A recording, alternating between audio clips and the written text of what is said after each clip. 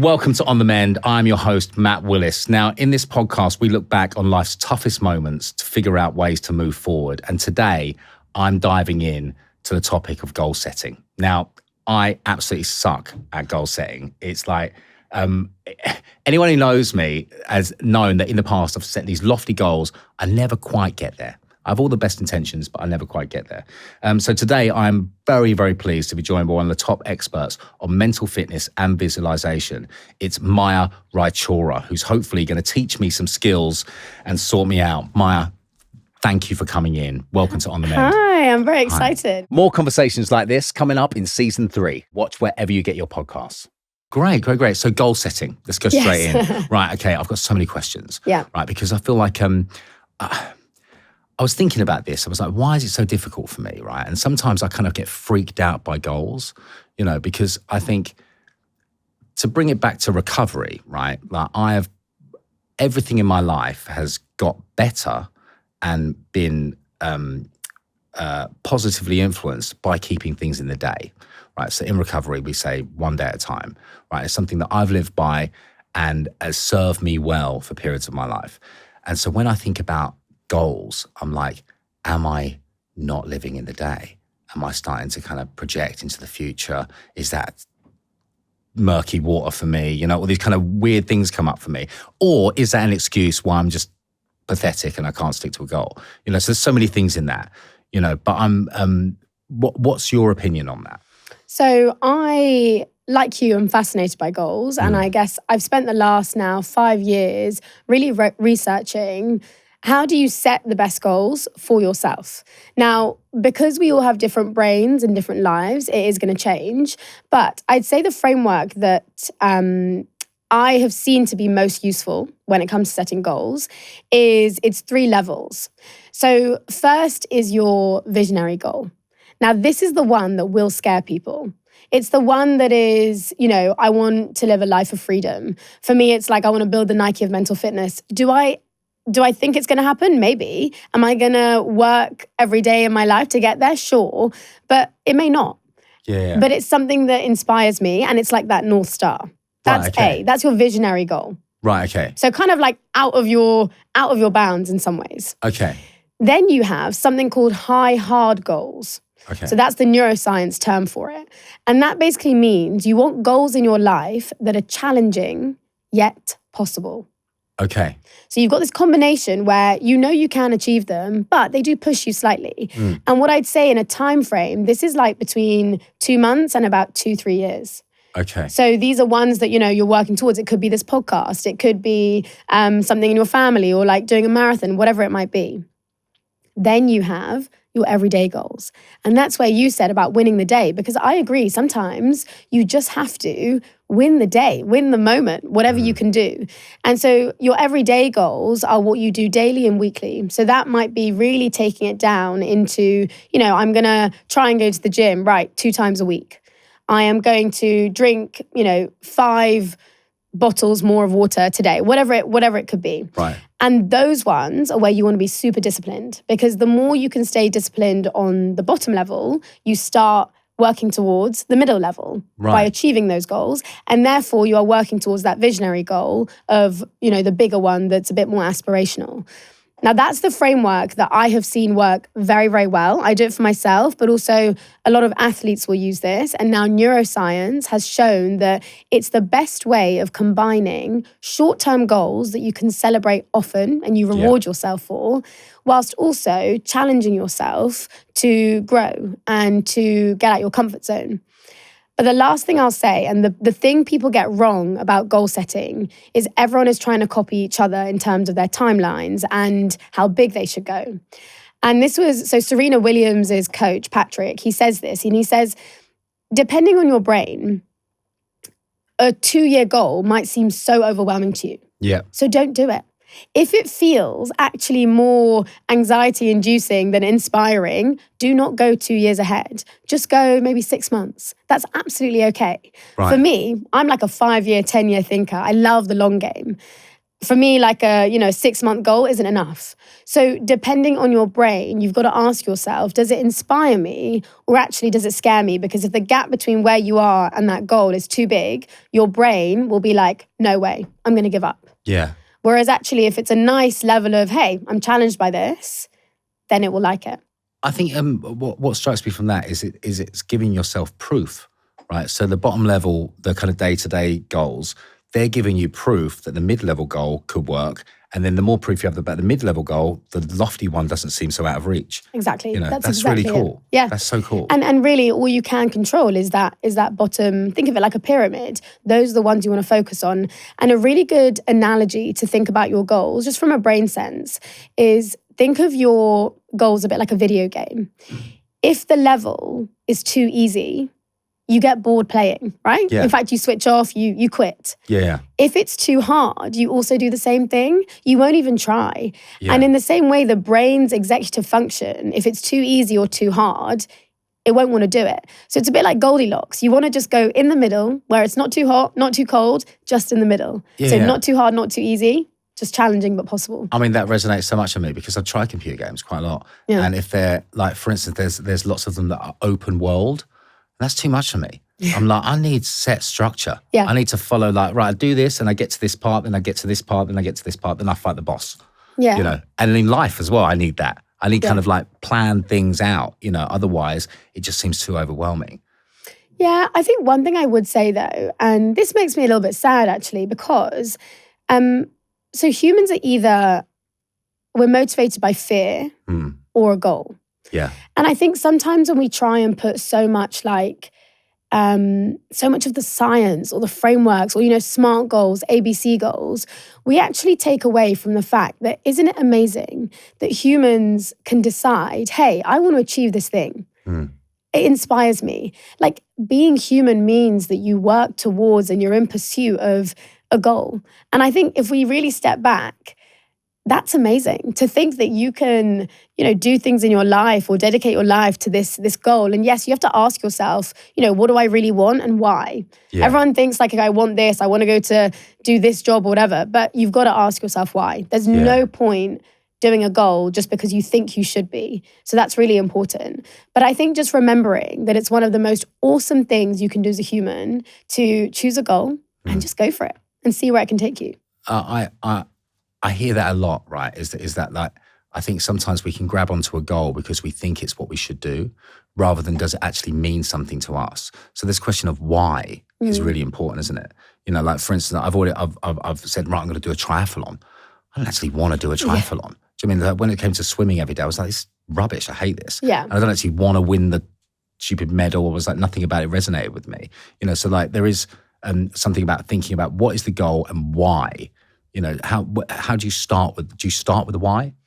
So I don't think we can start with the why, because if I think about, let's say, our education system, when you're in school, you're told, pick a subject and then do it. It's never like, oh, but why do you want to do history? Or why do you want to do geography? Right, it's just put it on the paper and hand it in. Yeah. Same with then your A-levels, your university. You're just picking because either others are doing it around you, maybe parents have a bit of influence, or society in general, right? And what's interesting is even when I work with people who are over the age of 40, 50, and I ask them, well, what do you want? They're like, oh, I've never even asked myself that question. I've just been on the same road. And so I think it's good to ask yourself, okay, what do I want? Now, if you do not know that, go even one step before, which is, what is making me feel alive right now in my life? Or what's draining me? Because that's a really good signal to be like, oh, actually, I love being social and talking about XYZ, or I'm really not liking my work right now. So these things can show you, well, you clearly don't want that then. Yeah. So just going as simple as, okay, well, what makes me feel alive or what drains me? Then you can be like, okay, well, what do I want? And that's where you have to think, if there were no limitations, no doubts, what would that be? But also looking relatively at my life at the moment, okay, what do I also want? Then you ask why. Yeah. Your first why will not be your answer. Right. Ask that why 5 times. Okay. Because you might say, okay, I want to do a triathlon because, oh yeah, my friend did one. I think it'd be cool to do. Okay, but why? Probably because, I don't know, maybe it'll make me get fitter. Okay, but why do you want that? You actually then get to the core, which is, maybe, I don't know, I want to, work with this person, or I want some money, or I just want to be healthy. It could be anything. Yeah. And that fifth or sixth why, that's where you want to really think, okay, because that becomes your purpose. Yeah, you're so right. The more questions you ask, the more deeper you get. It could be like, right, okay, my father has a really bad illness because he didn't look after himself, and that's why I want to do that, because I don't want to get there. Exactly. That's a stronger why than just because my mate did it and I want to do that too, or it might be cool. Exactly. And when it comes to achieving goals, there's always obstacles. Yeah. It's going to get tough. And if you don't have a strong why, then you will not get through it. Like, I think it's Nietzsche that says that if you have a strong why, you can bear any how. Yeah. And I love that. That's because great. Because it's true. And I remember speaking to this footballer really recently, like really young. And I was like, why do you want to be a Premiership footballer? He's like, because my parents have sacrificed everything for me. I was like, that's not strong enough, because you're doing your goal for them. So why do you want to be it? Yeah. Oh, I don't know. And that to me is so important. You have to know your why. And it takes a bit of time. So you don't need to know it tomorrow, but keep asking yourself that question so you can add more meaning to your goal. Yeah. That's important. Man, I mean, that's so strong, because I know lots of people in recovery, for instance, with alcohol and drugs, who are doing it for someone else. Like, I've got to get sober because my wife, I've got to get sober because for my kids or whatever. And like, you've got to get sober for you, and you've got to want to be that person rather than the person that you despise. Like, that's got to be a strong enough kind of why. It's so true. And I was the same. I remember, like, even when I was recovering from the disease, like, honestly, I couldn't answer why initially. Yeah. Because when you're so used to that, I don't know, I've lost all hope. I don't know why. Yeah. So you kind of sometimes have to really have an honest conversation with yourself and be like, what could you do, or who could you be? And if that's something that you want to hold on to, then it can give you so much hope and so much power. So I think the why, keep asking yourself 5 times though. Yeah. And with goals, right? Sometimes from what you're saying, I've got an inkling as to why mine sometimes fail. Okay. Is that they might be a bit vague. Oh, okay, right. So sometimes I say, like, for instance, I play bass. I'm like, I want to be better at bass. And so I'm like, right, I just want to be a better bass player. What does that mean? And exactly. So I practice, but I don't really know what I'm practicing. I'm like, is this the right thing to be doing? Is this making me a better musician? I don't know. I know my scales now. I know the chords, all this kind of stuff. Like, is it too vague? Like, is it like saying, I want to be in the best shape of my life? That's kind of a bit vague.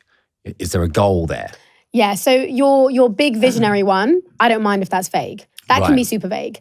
You're challenging yet possible. Yes, you want those to be more specific, because exactly what you said. Well, if I want to be a better bass player, what does that mean? Who do I need to learn from? What do I need to watch? What do I need to practice? What does it actually look like to be better? And you can only really define that for yourself. Yeah. Like, I get a lot of people say to me, oh, Maya, like, I want to be super confident. I'm like, cool, but what does that mean? Yeah. Because it means something different to everyone. Confidence for me is, I can walk into a room and be the quietest one there, but feel genuinely good about myself. Yeah. Whereas for someone else, confidence might mean, I need to go on stage and do a presentation. And so really asking yourself when you have these goals, okay, what does it mean to me? And define that for yourself. And that definition can change, but when you are more specific, it just allows your brain and your body and your whole plan to get there. You're giving yourself the best chance. Yeah. Because otherwise, it's like having a vague direction of where you're going, and you may still get there, but you're kind of just making life a bit harder for yourself. That specificity is really important. Is that one of the common mistakes people make with goals? What are the most common mistakes people make?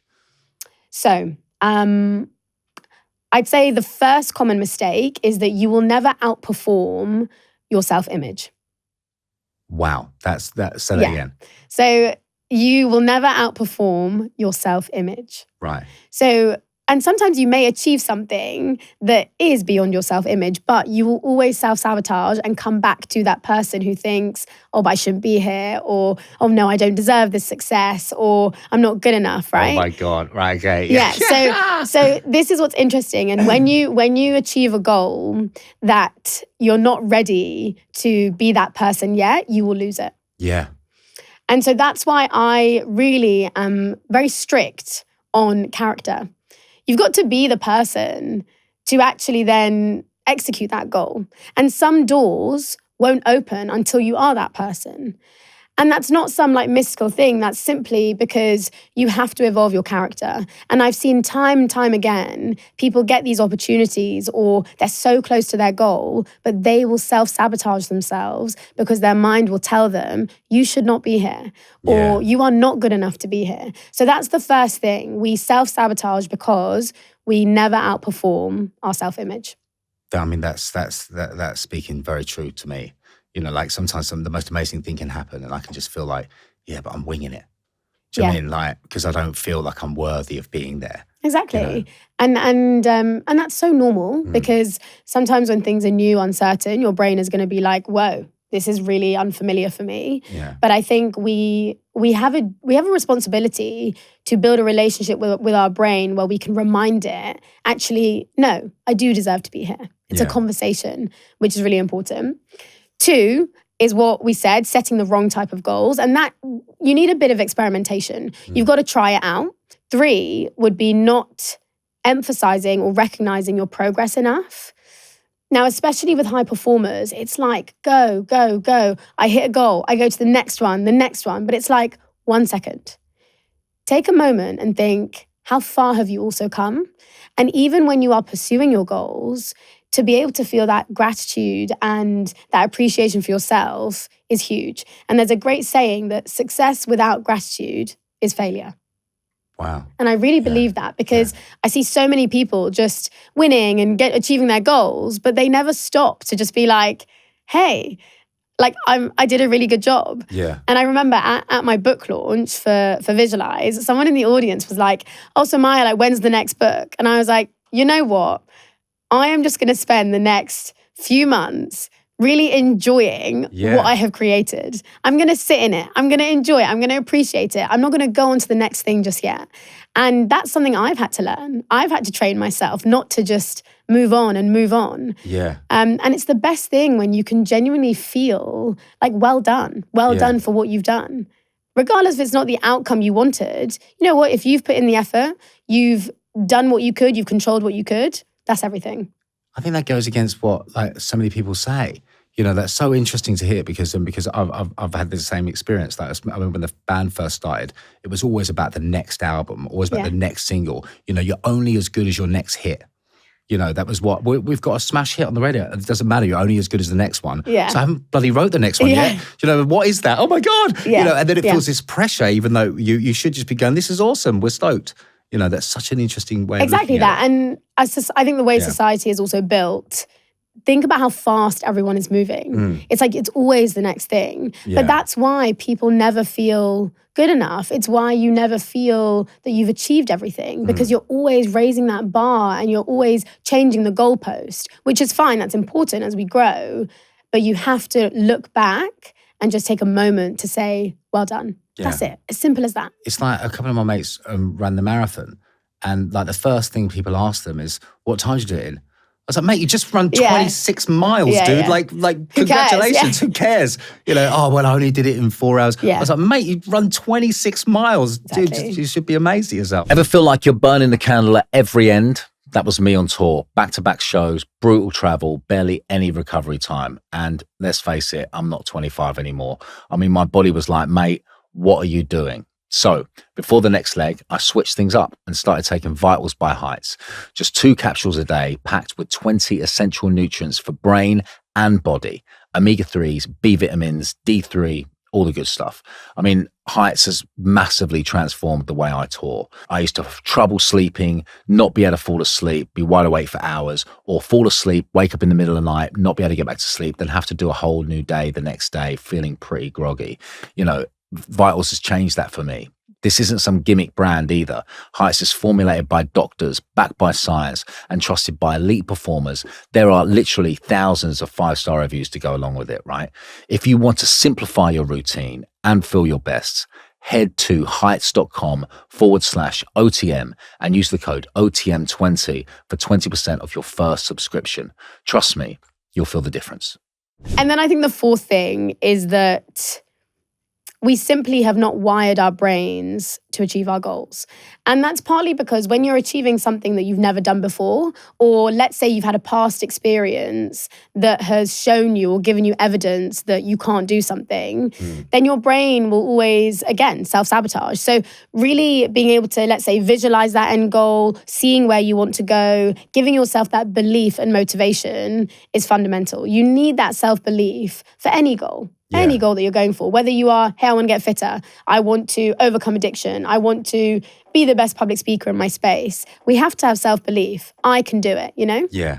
What if someone doesn't Have self-belief. How do they get that? So I don't think anyone is born with self-belief. Yeah. I think it is fully built, maintained, and it is a skill. It's also a full-time job. Yeah. So with self-belief, you need three things. You need self-efficacy, which is, you know, I believe I have the competence to learn this, or that I already have the skills. 2, you need that self-concept, self-image, which is what we were speaking about. So, you know, I'm the type of person that can achieve this goal, or I'm the type of person that can pursue this. And then the third thing is your self-worth. So I'm the type of person that deserves this. Yeah. And those three things make up really strong self-belief. So if you're lacking in those things, or one of them, you're going to struggle. You're going to feel the doubt. You're going to feel the fear.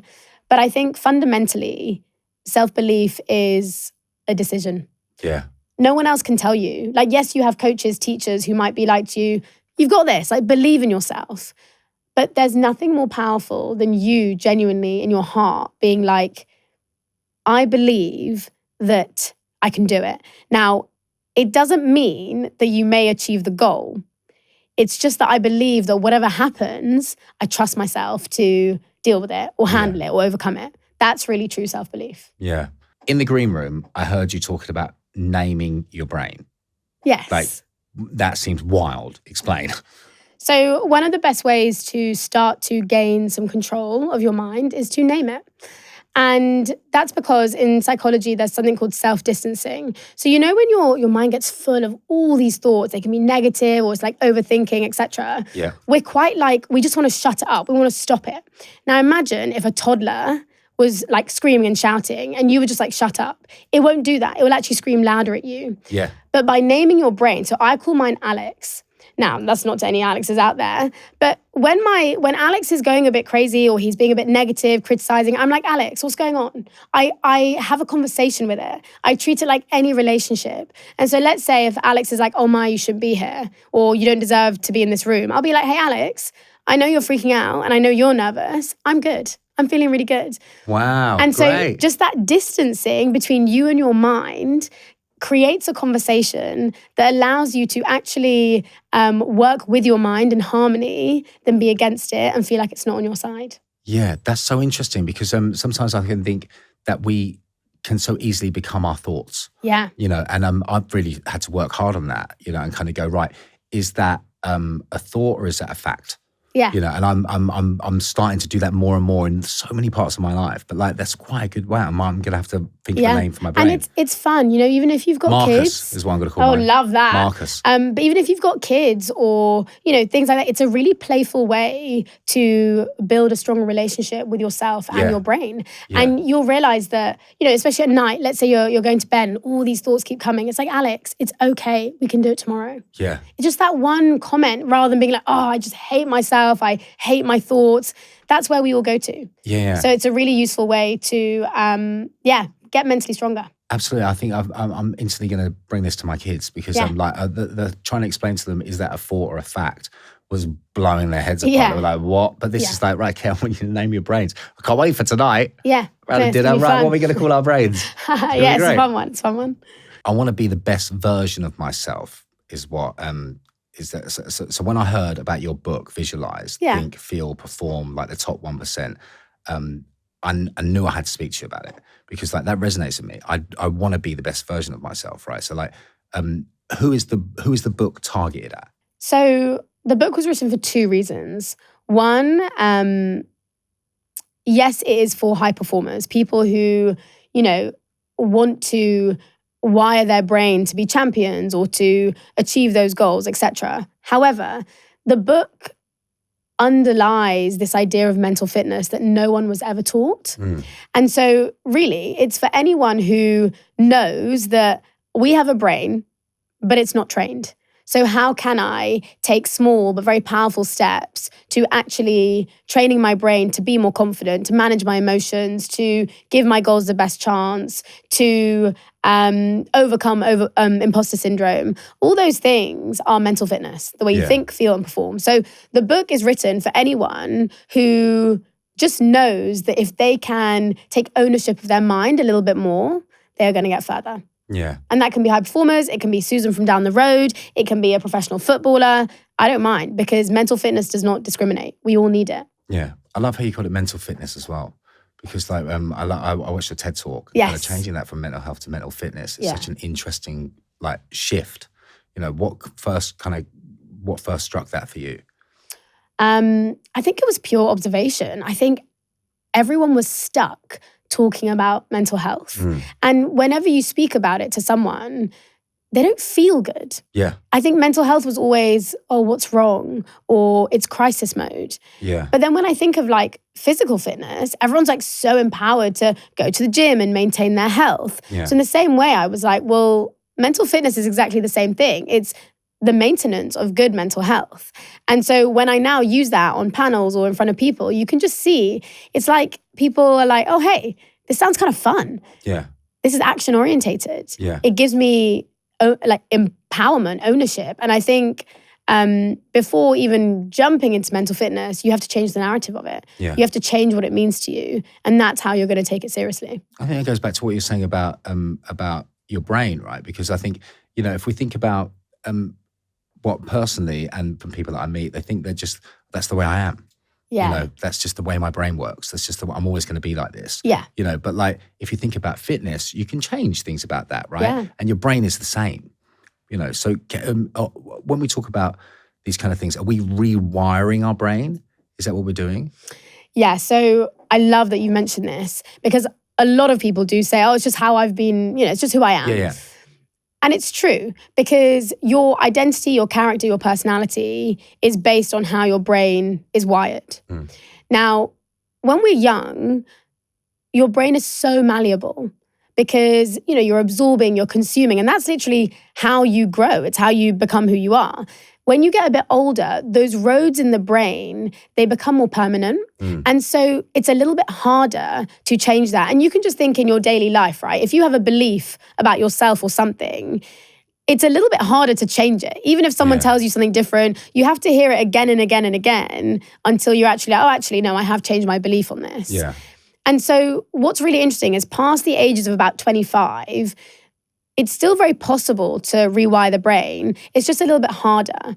And by that, I mean, you want to be a bit more aggressive with the mental training, because that's really where you see the consequences of the beliefs you've had. So, if you believe you're an imposter, or you believe that, oh, I'm just not a very good public speaker, then you're never going to take those opportunities, or you're never going to give yourself the best chance, on a podcast or on stage or whatever. Yeah. And for me, it was, you'll always be sick, whatever it might be.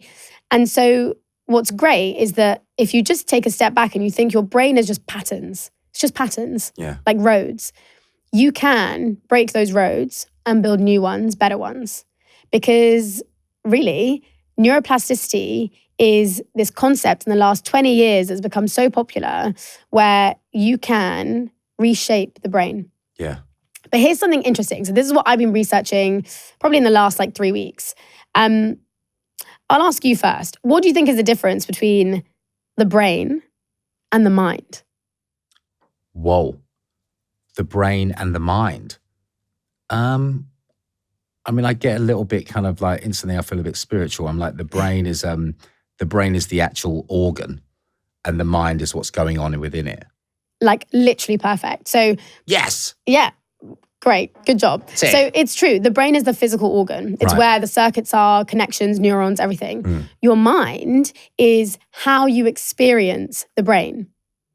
How you experience the brain. Exactly. Okay. It's the non-physical. Right. And it's where your thoughts lie, your awareness, your consciousness. So again, the language is important, because when we're doing things like visualization or meditation or things like that, what we're doing is we are training the mind. We are working with our thoughts. We are rewiring our thoughts. We're changing our perspective. Even things like self-talk, right? I am enough. Whatever we're saying, that is teaching your mind to act in a certain way, to have certain thoughts.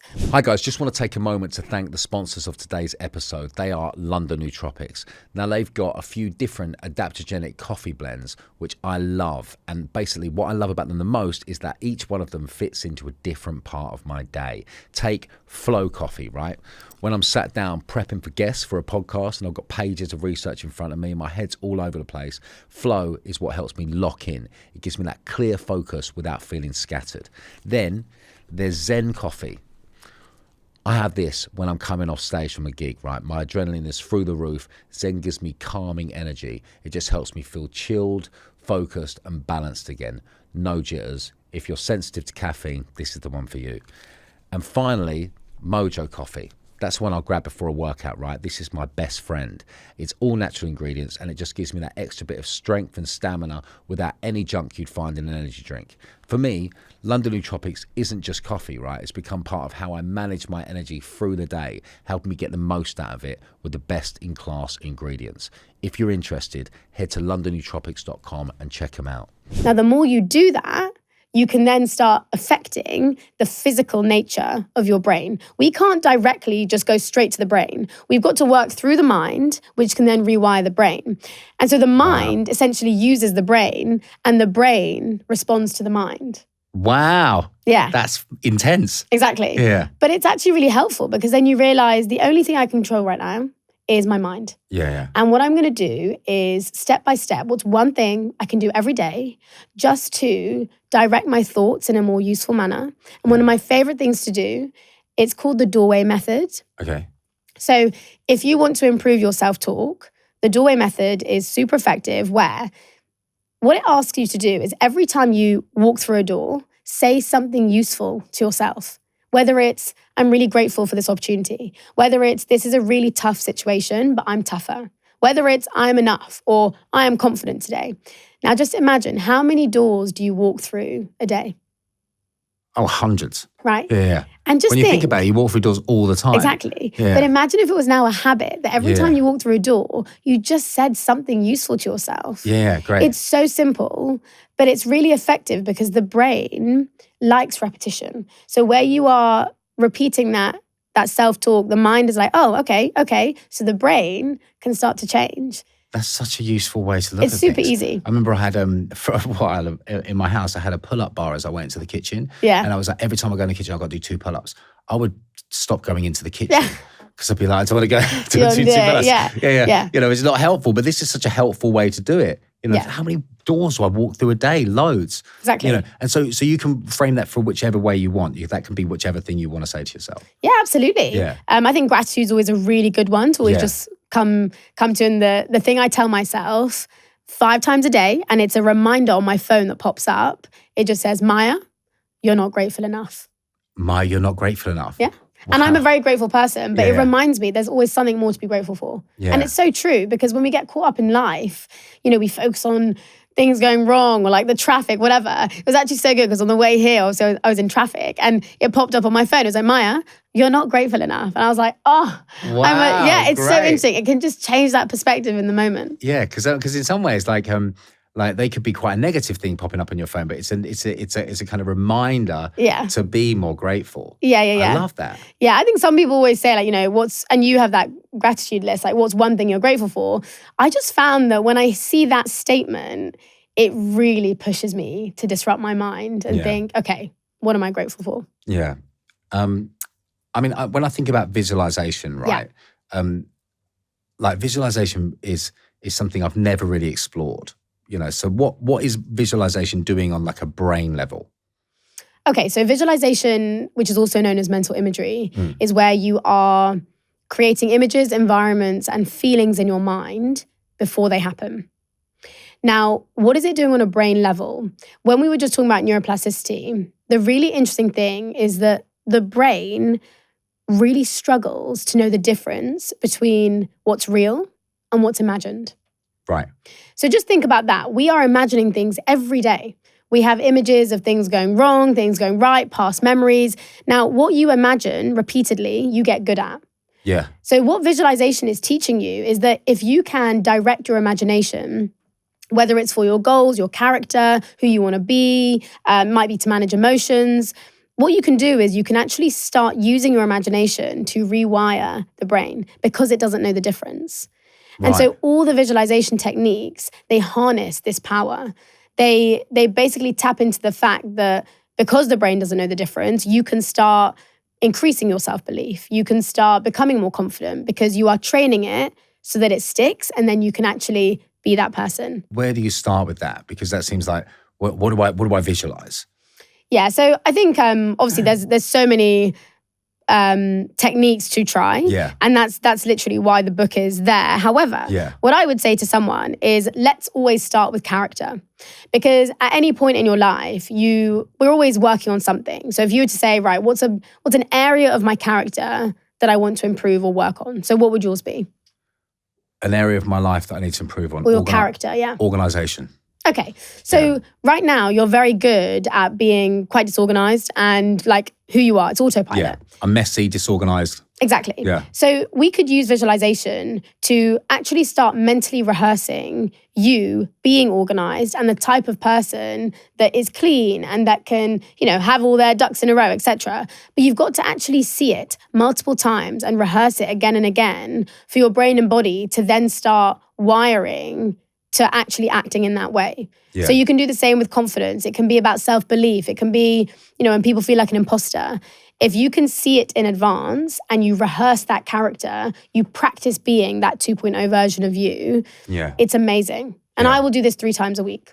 3 times a week, really? Right. And do they change?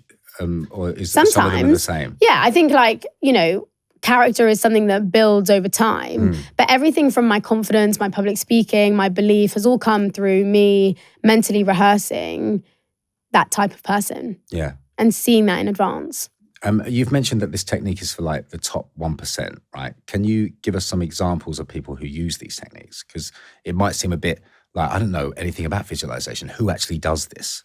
Yeah, so I think it spans many arenas, but so Lady Gaga very famously, had the goal of winning a Grammy and would always visualize that. You've got Beyonce who used a lot of the character visualizations on how she wanted to perform. I work with a few songwriters as well when it comes to, again, the pressure of performing or even the creativity side of stuff, massive. Yeah. And then you've got Arnold, he was very famous in, he went from an entrepreneur to a bodybuilder to then a governor. And he would always say that he would visualize these characters before he even became them. And that's really important because it shows actually you can really change who you are using a technique like this. Yeah. Those are some of the examples. When it comes to musicians and songwriters, I'm so interested with that. How do you with the creative process? How do you visualize something like that? Because it seems so mystical in a way. You're like, I don't know when it's going to come, how it's going to is something going to drop into me or something? Okay, so there's actually 2 ways musicians use visualization the most. Yeah. One, and there's a very famous cello player who would literally mentally rehearse the exact performance before he went on, and he was amazing, so good. Wow. But the other way is what we call explorative visualization, and this is what Walt Disney and Einstein, it's what they used, called Imagineering. And so some writers, when they have, let's say, writer's block or even authors, etc., you can actually, and I did this with my book, you can close your eyes and you can just think, okay, what's the title of the chapter? And then use your mind to just storyboard, like a whiteboard, put all the ideas down. But your brain is going to have much more interesting ideas than your conscious thought. So that's why a lot of musicians will even think of their lyrics or the sounds or the tune like that with their eyes closed in this meditative state. And same with, authors writing, because you can essentially write the page and the paragraph, then open your eyes and then do it. And so, fun fact, the content I create on Instagram, all done through this. Really? Yeah, wow. Yeah. I visualize my reels, the song, what I want to do, and then I create it. I worked with a songwriter once and he wrote so different to me. Like literally, we just built a track and then he went in the vocal booth and just started to kind of sing straight into the vocal booth, not in the room, because normally we'd sing and write together in the room. He was like, let me have a go.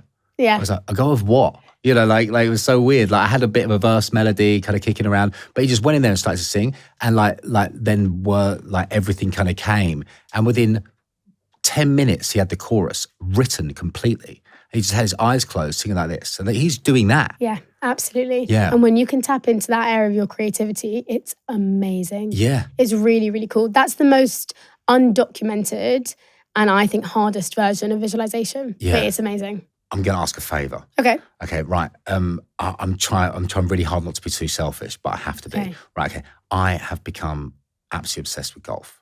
Like to a point where it's like worrying. Right? Okay, nice. Well, not too worrying, but like I'm obsessed with it. I watch all the time. I play as much as I can. Yeah. You know, I'm trying not to let it wreck my marriage. You know, but like it's a big part of my life, right? And I was working with my golf pro that I go to every now and again for a lesson, and he was like, the difference between the player you could be and the player you are is all mindset. And I was like, and I never really took what he said on until you've just been talking. You know, he goes, you look at the hole and you see, oh God, there's water there, there's a bunker there, there's this there, there's trouble. He goes, I see where I'm going to put the ball. Yeah. You know, and so that's he visualizes the shot. Yeah. Right. So, I mean, like, how do I change that? Okay. So, visualization is huge in golf. Right. So Bob Rotella, probably the most famous sports psychologist, has written so much about mental imagery here. And actually, did you ever hear, so Tiger Woods, when he had his accident, so he was using visualization for his golf anyway. Yeah. Then when he had his accident and he was obviously bedridden, he actually continued to mentally rehearse his shots and his game and being, you know, in all his tournaments. And it was maintaining his skill.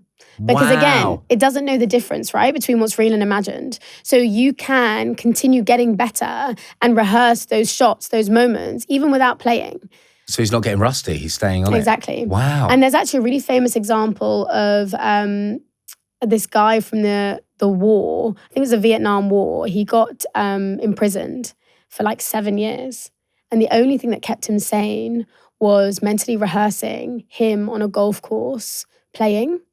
And when he did get released from prison, the first thing he did was went on a golf course, and he was actually better at golf after being in prison than he was before. No. Yeah. Wow. It's an amazing story. So for you particularly, in fact, we can do like a small one now. I would really focus on process visualization. Okay. So this isn't you winning tournaments and, you know, not necessarily even seeing you doing like a hole in one. What we're going to focus on is by the way, I'm terrible at golf. Okay, that's fine. I started a year ago. My ultimate goal is to be an 18 handicap. You know, like, so I can play with anyone, feel kind of good about myself. I get an extra shot on the hole and I don't score 9 on the occasional hole. It bumps me out. Right. Well, the first thing I'm going to say is you started that sentence with, I'm terrible at golf. So your body and brain are like, oh my God, I'm terrible at golf. Okay. No, it's interesting. Like when I was at Roland Garros in Paris, the top 20 tennis player, and I was watching her, I was behind her coach, and she was getting everything in the net, everything. And she came to her coach and she was like, I just can't play today. I cannot play. She said it 12 times. Wow. And you could see in the moment when she's playing, her motor neurons are going down, her confidence is going down, her performance is going down, because you're literally telling your brain and body that you can't play today. That one comment that I know we say, like, tell yourself, no, like I'm working really hard at golf, I'm trying really hard. Yeah. But anyway, so the visualization we'll do is process visualization. So you'll see yourself, let's say doing a particular shot. You feel the golf club in your hands. You even feel like the wind, the birds, whatever. And then you mentally rehearse doing your shot well, perfectly, in fact. The most ideal version of your performance. And you do it again and again and again. And just feel it. Make it effortless in your mind. Now, what that's going to do is you're training yourself from now. So when you're actually on that golf course, it's muscle memory. Wow. When you're in that state, your brain's like, hey, I've done this shot 100 times in my mind. It's like you've done it 100 times physically. Yeah. So you'll play better. Wow. That's one aspect. The two thing is, I think, a bit of your character, right? So seeing that actually, hey, I am a good golfer and I want to see myself being a better golfer, etc. Because that, you won't outperform your self-image. Yeah. So if you keep saying you're a terrible golfer, your shots won't matter. Well, that's the thing. People say, oh, you've got a really natural swing. You're very good at golf. I don't understand why that happened over there. Yeah, Okay, so try this. So just close your eyes for me. Okay, it'll be nice and short. So this is process visualization for high performance. So what you're going to do, just take a deep breath. So breathing in. And exhale. Okay. Now, I want you to place yourself in the environment where you're playing golf. So you see the green grass, you might feel the wind, even see what you're wearing. Really place yourself in the environment. So put yourself on that driving range or in the golf course, wherever you want to be. And now I want you to get into a position where you are going to be hitting a shot. So you are doing your swing, basically. And I want you to start preparing yourself. So really imagine that you are holding your golf club and feel it. Feel the grip in your hands. Feel the weight of it as well. Notice what your body posture is doing. So either watch yourself like a movie or actually be there. Physically experience it right now in your body. So see how your shoulders are, what your legs are doing. Feel the groundedness on the floor. Okay. And now just look at where you want to hit that ball. So you can see the target. Okay. And now I want you to mentally rehearse doing the perfect swing. And you hit the ball, it connects, and it goes where you want it to go. Don't focus too much on where, but just feel that connection. Okay, now do it again. I want you to do it again, but just that 1% better. So seeing, again, you holding the golf club, take yourself through the motion, and connect with the ball. Good, now just do it 2, 3 more times. You can go a bit quicker now. Every time, see yourself hitting that shot the way you want to. Again and again. Make it so effortless in the mind. Okay, do it 2 more times, just 1 more. And again, you just become so good at it now. See it like it's just normal. This is your standard. This is how you want to hit it. Okay. And just gently now, open the eyes. Okay. So in that situation, your brain has probably done that shot 5 or 6 times. Yeah. It is just as, probably just a little bit less, but just as useful as if you were to be on a driving range doing that 5 times. I mean, I hit it really well. Yeah. I hit it really, really Good. well. Yeah. And you did it, 5, 6 times, 5, right? 6 times. It becomes effortless in your mind and now. it felt smooth. Good. It felt like I wasn't distracted. Good. Like I could smell the grass. Exactly. Like the first thing when you mentioned that, I was like, oh, I can smell where I am. Exactly. And that's so how awesome. amazing your imagination is, right? You can really immerse yourself in it. Now, what's interesting is a lot of golfers or athletes will get onto that course and they will naturally visualize that shot going wrong. Yeah. They'll see it going in the bunker or going in the water, right? I do that. Yeah, because worry is basically the misuse of imagination. Yeah. Or I try to rectify for something I think is going to go wrong. Exactly. So I think I'm going to hit it right, so I'll aim a bit left and it will go left. Yeah, exactly. So that's the thing, your mind, body, it's super aligned. So if you can start doing this, even before you're even on the course, you're just going to be able to tap into your muscle memory when you're there.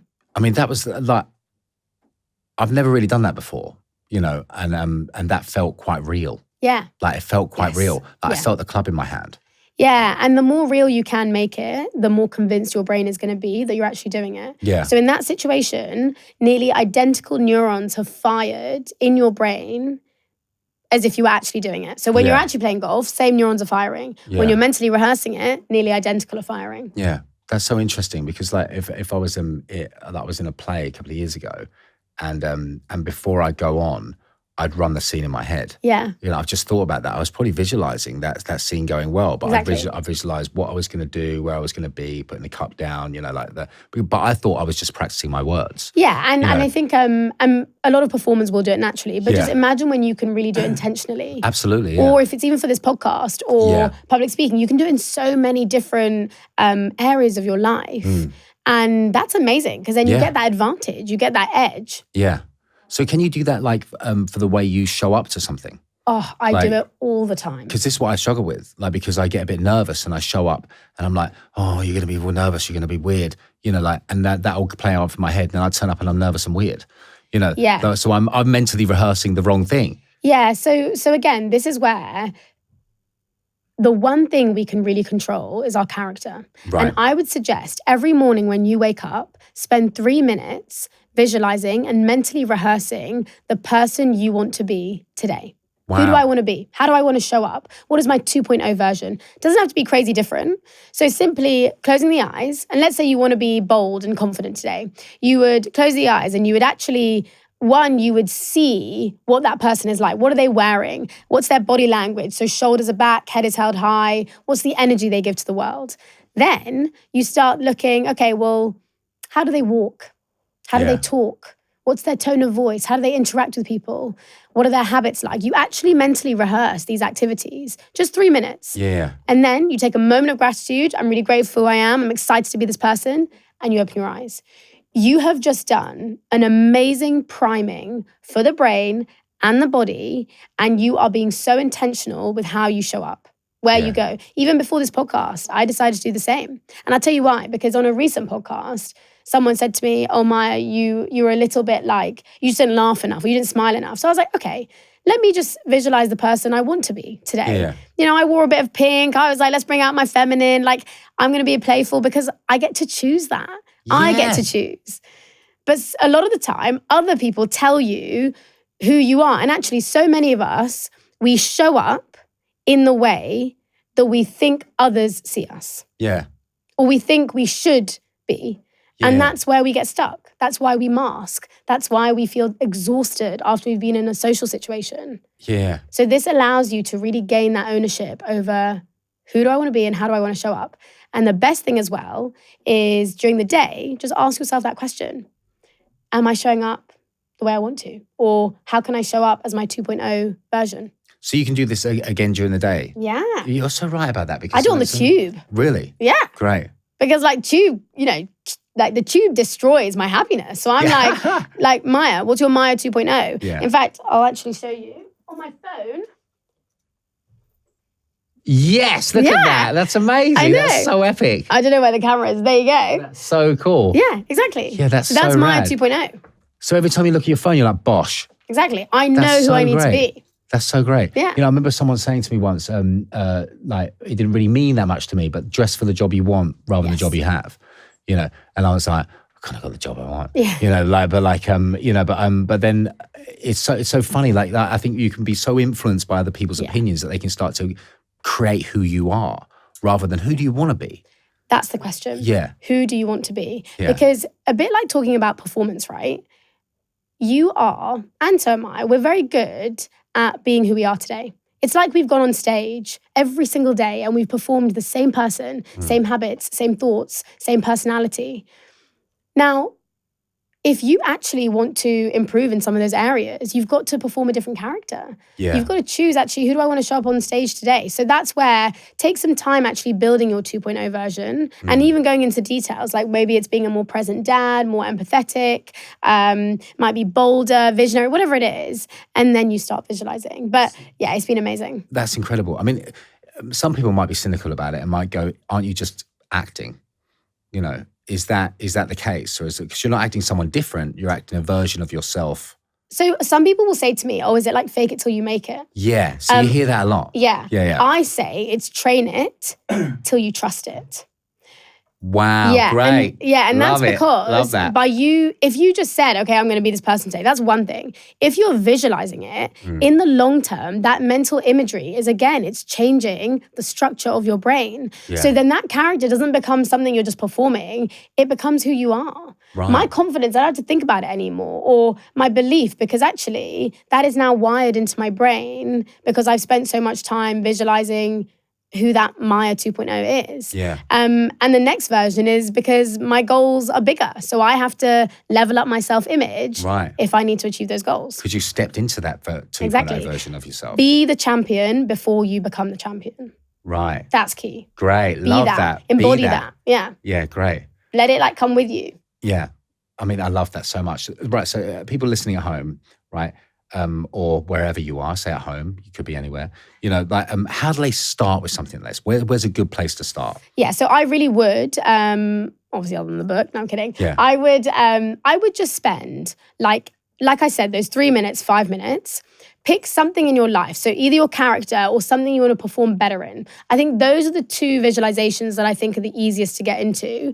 Don't go for the goals yet, because I think that's where we get a little bit confused with manifestation. Everyone goes straight to goals. Exactly. Yeah. But I actually think the best goal for any of us is investing in our character. Yeah. Because no one can take it away from you. Yeah. It's that thing that you have ownership over. So really ask yourself, okay, who do I want to be more of or less of or whatever it might be? And then take those 3 minutes and just do that process for 30 days. Right. Now, I guarantee you will feel some change or some difference, subtle or massive. But give it 30 days. Just like going to the gym. You're not going to get abs tomorrow. Yeah. So you want to really invest in it like it's a daily habit. But all I'm saying is 3 minutes. Everyone can do that. That's not a lot of time. Yeah, it's not at all. That doesn't seem like that much of a burden. You know, But of 3 course, minutes a if day. you're, let's say, doing sports or a marathon or anything like that, then you can try that performance one that we did together and just apply it to your particular sport or activity. Yeah. So like if someone's at work, right, and they want to do better at their job. Yes. Right. Okay. So they're like, whatever that means for them. Like, for instance, you want to get the promotion, you know, or whatever that is. You've got to act like that person who deserves the promotion, rather than just do what you're doing, hoping someone notices. Yeah, and I once heard this story, which I thought was really powerful, where it doesn't really matter if you're religious or not, but the story is about God. And it's like there's God, and then there's this big boulder and a guy. Yeah. And the guy goes to God and is like, hey, I really want this thing. And God is like, okay, you just have to move the boulder and then you'll get it. So the guy's like, okay. So he goes to move this boulder, but he can't. It's super, super heavy. But he goes and he tries and he tries. He starts to get a bit angry now. Goes back to God and is like, what? Like, it's not moving. He's like, keep going. He goes again and again. It's like weeks, months. And then he's like, you know what? God lied to me. Goes back to God and is like, you lied. Why? And God was like, in that time, look at who you've become. You've become stronger. You've committed to something. You've become more disciplined. You've shown resilience. It's not really about the goal. It's about who you've become on the way. Yeah, and I love it because that's great. Whether you don't get the promotion, who cares? The point is you've become the person and you've outperformed yourself. That will take you more further than any promotion would. Absolutely.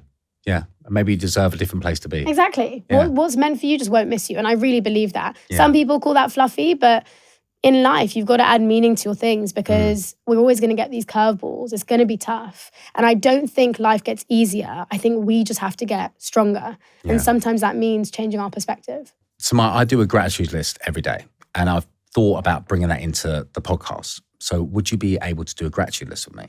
Yes, I love that. Yeah.